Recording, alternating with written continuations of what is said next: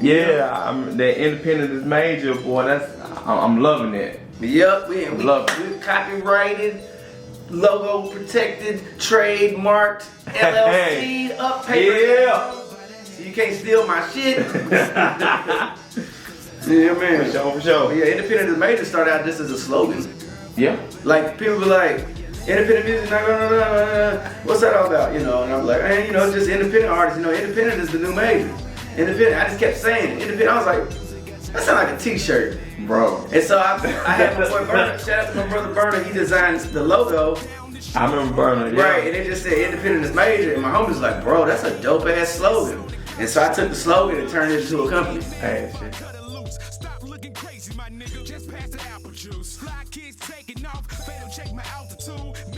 Hey, what's up, world? It's your boy Lou Style, you know, for Lou Vision Studios. You know what I'm saying? Arkansas Limelight, this section right here, I'm doing it with Stephan James, baby. SJ, what up, baby? Hey man, chillin', man. Y'all wanna find me, Steve James Indy, on all platforms, INDIE. Yeah, that's what's up. Hey, I just got a couple quick questions for you, man, because I've been knowing you for a long time, SJ, but right. You know what I'm saying? I know that me personally, you know, you in the music world and a lot of other avenues, you do a lot, man. You done a lot for us. First of all, I want to say that we love you out here. Hey, man, I I love definitely y'all. appreciate you as an artist, appreciate you as a mogul and as a motivator. Man, you putting extra titles on me. Man, I'm just talking about what you are to me. That's what's up, man. I'm flattered. But tell us, you know, how long you actually been doing music? I released my first demo CD. I think I was 17. It wasn't much to listen to. Like it wasn't. I don't even think it was mixed. So, but I mean, you know, music is for some of us at least is been a part of us our whole lives. As far as performing, the first time I performed on stage as a hip hop artist, I was 14, but I was just a hype man. I wasn't recording at the time. Yeah. I was a backup dancer for my homegirl Brittany, Unique One at the time. For sure. And we won a contest at Vino's, and then I got into just freestyling with my homies. We would just record little silly stuff on the computers, like on the little computer mic, you know? Yeah. And then I did that. my dad had a friend who had a studio, but it was more like for rock and roll type artists. But we went and did a little song. Kind of got the feel for like what it was to really be in the booth. Then I went to, like I said, when I was about 17, my senior year in high school, I bought a CD duplicator and a little CD stomper thing. Went and knocked out like 5 songs. And I just started hitting the streets, man. So I would say I got started when I was 17 officially, but I didn't really get serious with it till probably maybe 2010, 2012. Already. Yeah, for sure, bet. Cause I remember my first time actually, when I first met you, when I first even heard of you, I first saw y'all perform. I think it was at the Village. This was years ago. That was probably around 2010. Yeah. That's when we started like getting our name out there. People started recognizing it. It went past just putting out some little demos. It became we known everywhere we go. Yeah. You know, I started in 05, but I didn't really get serious about 2010. And I think your group was it 4x4? 4x4 crew. Yes, sir. Like I said, fresh out of high school, man, and we kind of bullshitted around the first 5 years. We didn't know what we was doing. We was like 8 members deep, and then by the time we dropped like our first serious project and started like really learning the business is what I think I say like when I started. You know, I started learning the business around 2010, and I hate the business side of it, but you got to learn it. So I get a little lazy when it comes to that, but. You know, good 10 years in, 10 plus. I put in over 10 years of learning, and now I'm on a path to do some solo shit. Already, that's what's up. Now, as far as like, when you told me when you first got serious with it, or first really just delved off into it. Mm-hmm. Who were some of your main inspirations that really you was looking up to really like? It was put it. I mean, you know, on the mainstream, we all see the same people, so I don't even gonna promote their names. But like locally, there was probably about 5 cats that really like made me feel like, oh, I can make a living off this shit locally. Already. And it was hell yeah. In no particular order, but when I put it like this, I got fired from my job in 2009. I only worked there for a year. My daughter was a year old. And when they fired me, they kind of gave me a chance to speak for myself, defend myself, keep my job. I said, I'm not gonna argue with y'all, because I had been thinking about quitting anyway and just trying music full time. But I had a baby and I was married at the time, so I was scared. But I saw cats like Epiphany, 607, Big Pill, YK from Grim Music, E-Dub, that whole camp. Shoot, there's a couple of ones out there, but those were like the main cats that I was really watching. And like, talk to him, like 6-0 would always, like, even in his raps, he would brag about, like, I ain't got no job, and I was like, I want that. I want that. I would listen to his music. I'm like, that is so cool. You rap and you're still here in Arkansas. Like, he's a celebrity to us, but he's still like a hometown hero. And I would talk to YK, he's like, shoot, I ain't had a job since this and that. I just hustle, do what I gotta do. And not to like put anybody's business out there, but I know other people's doing the music and doing what they had to do to survive. Hey, that's what we do. And then so I was just like, I want to be one of those guys that can say, I don't have a day job, I do music. And so I got out there with the CDs, the t-shirts, hats, whatever I could. Started independent music night in 2010. I was shooting videos, duplicating CDs, doing street team promotion. Everything, because this was before streaming really hit, so you had to do physical sales. For sure, because I remember I used to sell CDs out the trunk, baby, be out there hustling. I remember being in one of your independent music nights. I'm promoting, bringing my CDs, my packages. Yeah. So between all that, I was able to piece up enough money for some bills. And I ain't gonna lie, like, I grew up pretty much like lower middle class. Sometimes we was damn near on the poverty line, but my parents, like, they took care of me growing up, so I ain't really have it so hard where like I was starving. Yeah. But they didn't spoil me. Like, I wasn't no spoiled child, so it taught me to hustle.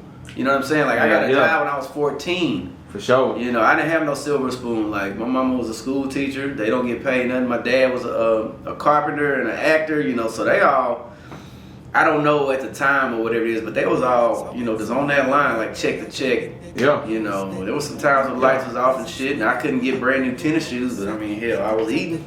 Already, we was eating. Hey, y'all. I can relate. Yeah. So anyway, that the way they raised me, like it taught me to hustle for myself, because they didn't deny me anything, but they wasn't just, like I said, just throwing shit in my face, like spoiling me or nothing. Like, they made me work.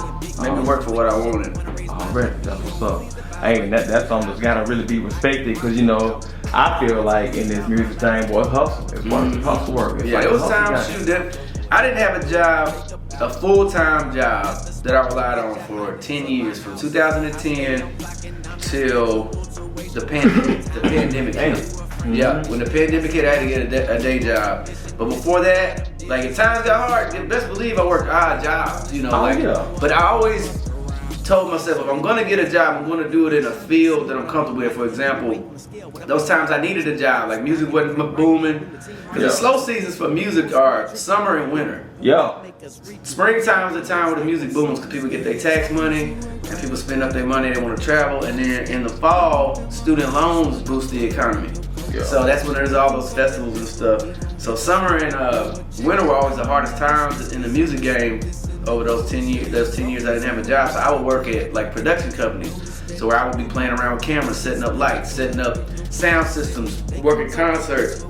I even had an odd job with working for Hillary Clinton, doing campaign street teams. So no matter what I did, I stayed in my field. I wasn't about to go like, I'm not above it, but I wasn't about to go like Walmart or nothing. That's like a last resort type of thing. But see, that was your business IQ kicking in, like knowing when the slow times and the music was hitting. Right. So, so I would just I would work for other people, and then shit, like I would be like a month behind on rent, because at the time the house I was living in, it was with a bank, and it wasn't in my name. It was in some family's name, and they was like, if you go past 3 months, then you get evicted. So I would kind of play that shit like, okay, I ain't paid the rent this month, but I got 2 more months. Yeah. To pay that month and that month. So I would just hustle, and drop like 2 bands on the bank, and like, bitch, get out my inbox, I'm in the inbox outside my house. But man, I had to do some crazy ass shit to survive for those 10 years. And over half of that 10 years, I was married, and the whole time I had a kid. Like, I still have my kid. She lives with me, so I had to figure some stuff out. Like, to be honest with you, like the pandemic kind of like was easy for me financially, because I mean, the government just bailing us out and shit. Hell yeah. So, and I know how to, I know how not to squander my funds. I know how to like penny pinch. You know, things get tighten that belt. You know. Already. Now that the pandemic is kind of over with. Things are bouncing back slow. I mean, it's lovely shoot. I'm doing what I love to do. I'm doing what I used to do. So, and I'm keeping this job for now at least. Hey, that's what's up. Just do both of them. Hey, let's do both of them. Yeah, you said you're a single parent. I'm a single parent too. You know, I raised my sons and my two sons and my daughter. So I know that had to weigh in. And right. You know, did you feel much pressure behind it, or you know, did your grind and spirit just kick in? Man, so it was 2016 when I moved into the place we're sitting in right now from my old house from when I was with my daughter's mom. I called 2016 the summer of hell. That was like the worst summer of my life. Boy. I was going through the split up. My daughter was living with me still. I had to move from that house into this house. I had to hustle the music thing. Yeah. And go hard, hustle the video shit. Yeah. CD duplication, whatever I could get my hands on. Work part-time at the production company I was working at called Lights. And then I had to go back to my old job when I was in high school. I wasn't the only place that would hire me, but they were going to hire me the fastest. Yeah. And I knew that place in and out. I was a lifeguard at Woodman Memorial Fitness Center from the time I was 15 till I was almost 30 off and on. Already. So I was like, shoot, I can go here and I know I can make my money and I know the schedule, you know what I'm saying? So I went there and my manager was like 20. I was like, this sucks. Like I'm working for somebody younger, but I did it for my daughter, man. Hey, boy, you know we love it. Yeah. You know, I bring blood out the turnip for him. Right. So that was the motivation. Like, I hustled my ass off. I was depressed, sad, and angry the whole time because I was like, I gotta move from one house to another in this heat, work my old job, hustle the music, take care of this kid, deal with this crazy motherfucker, you know what I'm saying? And then my damn boss 20. Right. Yeah. Well, I was so happy to quit that job again. So, but I love Woodman Memorial. That's like my stomping grounds. R.I.P. to Mr. Humphrey. Shout out to Dwayne Graves. Already, for sure. Is there any advice that you can give, or that you would want to say to any new artists that's delving in it? Because you know, as I hear a lot from other artists too, and I know the struggle here to get into the limelight or to the music scene here in Arkansas can be tough. Some areas, and I say Arkansas because not just Central Arkansas, Little Rock. You know, is there any advice that you can give for anybody that's starting out trying to get down or trying to get in the limelight or try to come? Let me ask you a counter question. In what aspect of the game? Because I mean that's a big question. It's broad. So like, what aspect of the game would you want me to pinpoint as far as my advice? It's just to getting themselves seen in this music. I would say first thing, get your this is what I did wrong. So this is how I know I can give you some advice.